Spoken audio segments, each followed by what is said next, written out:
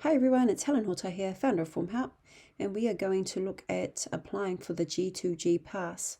So as you can see here on the right, if you haven't already created an account, go ahead and create an account, and then we will be able to start an application now. So it says here, traveling to WA, make sure you have your G2G Pass.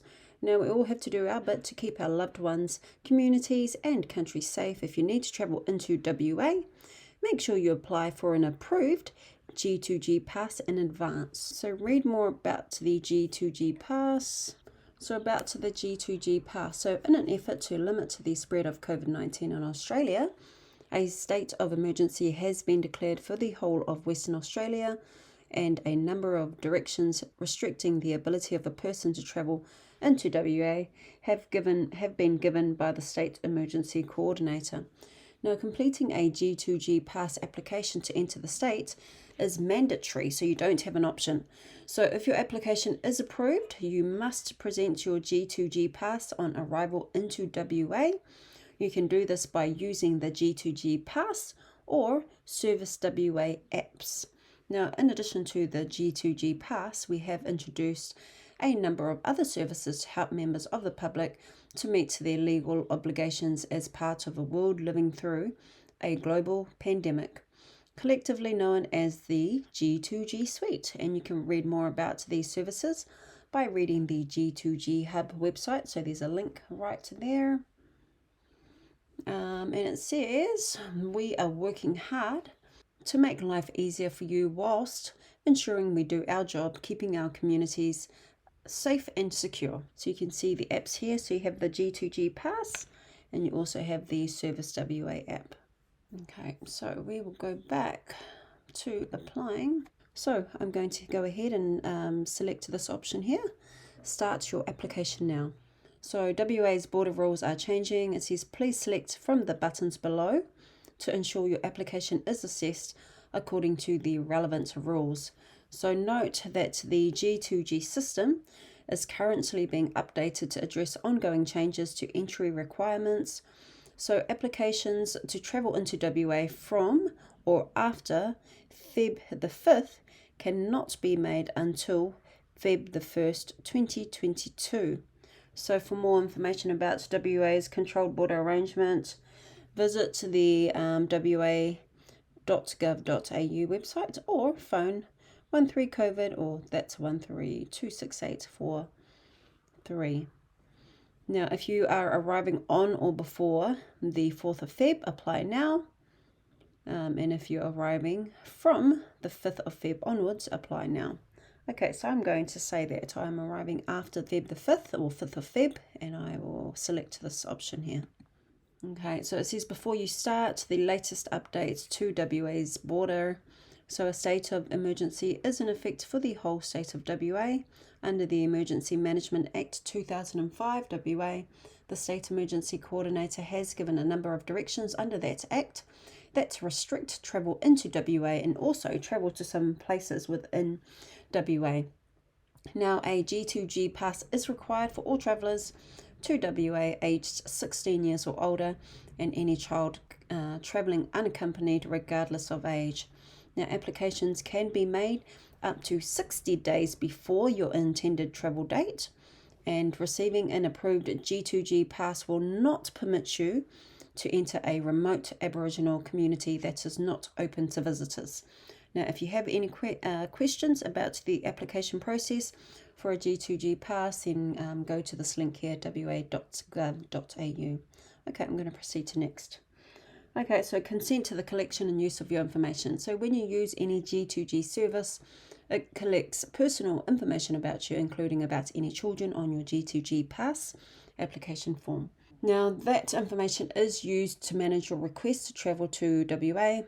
It is also used for other purposes, such as to communicate with you about your travel and your legal obligations. So the information may also be disclosed to service providers, authorities and others. So by selecting I agree in the checkbox below, you consent to the collection, use, storage and disclosure of personal information as set out above and in the G2G Suite privacy policy. And the G2G Suite terms of service So it says, please note, WA Police may prosecute to those found to provide false or misleading information. Okay, so if you're happy to agree, go ahead and select I agree and continue. Okay, so as you can see here on the first step, we need to put in our personal details. So go ahead and put in your first name, your last name, your date of birth, your contact number, your middle name, your contact email, your gender, and your country of residence. So go ahead and fill those fields out. And then the next part is proof of identity. So provide photographic identification to confirm your identity. Select a document to upload, enter the document number and upload a copy of the document. So your options are driver's license, passport, birth certificate, student card, proof of age card, and then other. Now drag your document into this box here to upload. Next, you will need to put in your residential address. So enter your current residential address and upload evidence, for example, a driver's license, utility bill, rates notice, or phone bill, and then upload it to here. Drag it into this box here and upload it, and then proceed to continue. Now the next step is the vaccination status. Now, important information.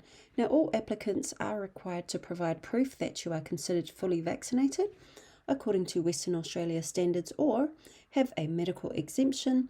So suitable proof includes an Australian issued COVID-19 vaccination certificate, an international COVID-19 vaccination certificate, and an immunisation history statement. So proof of vaccination must specify each individual approved COVID-19 vaccine dose and dates taken. So if you've had immunisations in another country, you can have them added to the Australian Immunisation Register. So see this link for more information. So the International COVID Vaccination Certificate as proof link is right there. Okay, so if we scroll, it says select your vaccination status from the list below and upload evidence. So your options are, I am fully vaccinated, I am not fully vaccinated, I have an Australian Immunisation Register medical exemption, or I have an approved medical exemption from an international authority. So make your selection and then ensure that you upload that to document and drop it into this box here, and then proceed to continue. Now we are up to the third step, which is accompanying children. So it says important information. Children 16 years of age and over must complete a G2G PASS registration form. Now all children travelling unaccompanied need their own G2G PASS to enter WA. Now the question is, are any children under 16 years of age travelling with you? So select yes or no and then proceed to continue. Now for your travel details, it says please note applications can be submitted up to 60 days prior to travel. So just select your means of travel, whether it's by road, rail, air or sea, and then proceed to continue. Now in this example, I am going to select air, and this is the information that you are required to input. So you need to select your travel category. So you have all these options to choose from here. So go through, see which one applies to you and select it. Put in your arrival date, your estimated arrival time, your point of entry. So these are all the points of entry. Select your carrier. So these are your options here. Put in your flight number and what is your final destination address in WA. So go ahead and put that in there.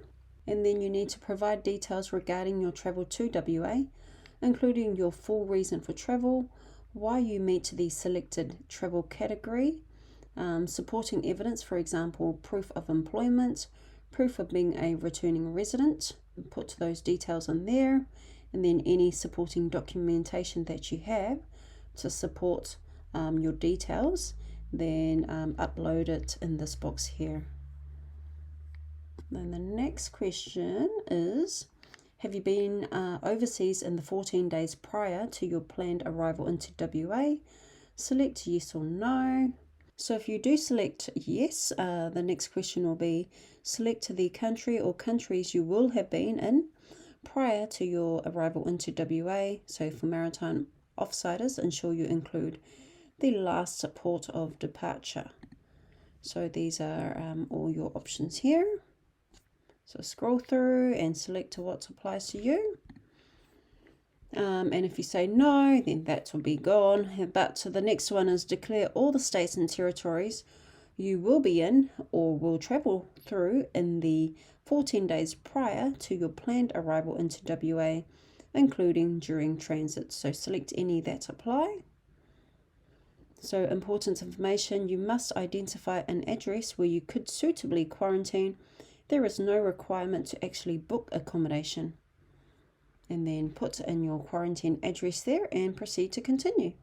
Now, as you can see, we are now up to the health status part of the application. And now all these questions that you see here require you to answer yes or no. Okay, so we'll go through those questions. Do you have a fever of 37.5 degrees or higher? Do you have a recent history of fever? Do you have shortness of breath? Do you have a cough? Do you have a sore throat? Do you have other symptoms of acute respiratory infection? Do you have loss of smell? Do you have loss of taste? Have you tested positive for COVID-19 within 14 days of entry into WA? So if you've had a rapid antigen test or polymerase chain reaction test, are you waiting on the results of a COVID-19 test? And I will take a rapid antigen test or RAT or a polymerase chain reaction test, PCR test, within 24 hours of departure on my travel to WA, and I will not travel unless the test is negative. So again, for all those questions, they require you to tick in these boxes, yes or no. Okay, and then the declarations. I declare I have or will book my third dose vaccination when eligible. So bookings can be done via this link here, so rollup.wa.gov.au. So if you are happy to select I declare there, then do so. And then it says here, I declare that the information I provided is truthful and accurate, and I acknowledge that providing false or misleading information may be an offence under the Emergency Management Act 2005 WA, which is punishable by imprisonment for up to 12 months or a fine of up to $50,000. So if you agree with that declaration, select I declare and then proceed to submit. Now, because this is just an example, I will not be submitting this application, but this is just to give you an idea of the questions and the process to be expected when you do actually apply for your G2G Pass. Now, once you've submitted your application, you should receive an email acknowledging receipt of your G2G Pass application and an update on whether or not it has been approved. And if your application is pending more information before it will be considered, then I'm assuming they'll let you know what further information is required. Okay, that concludes our G2G Pass application video. Hope you found it helpful. Please don't forget to like and subscribe. And all the best. Have a great day. It's Helen Hortai, founder of Form Help, signing out.